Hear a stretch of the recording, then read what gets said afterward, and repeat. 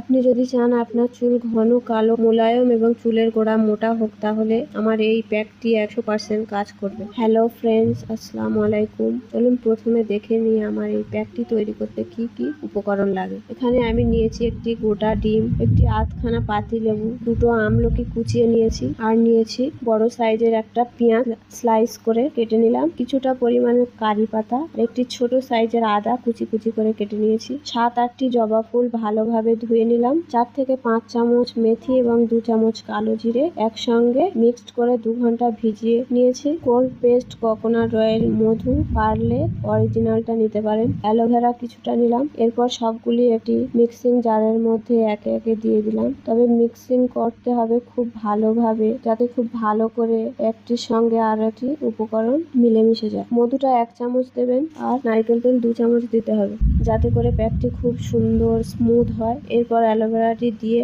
পাতিলেবুটি চেপে রসটা বার করে দিতে হবে। তারপর ঢাকনা দিয়ে সব উপকরণগুলি একসঙ্গে মিক্সড করে নিতে হবে। প্যাকটি ভালোভাবে মিক্সড করে নিলাম, যাতে খুব সহজে চুলে অ্যাপ্লাই করতে পারি।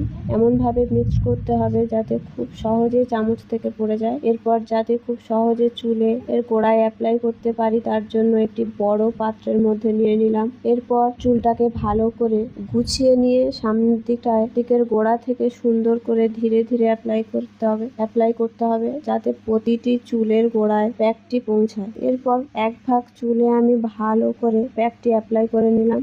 এরপর সমস্ত চুলের গোড়ায় লাগানোর পর 20 থেকে 30 মিনিট রাখার পর শ্যাম্পু দিয়ে ধুয়ে নেব।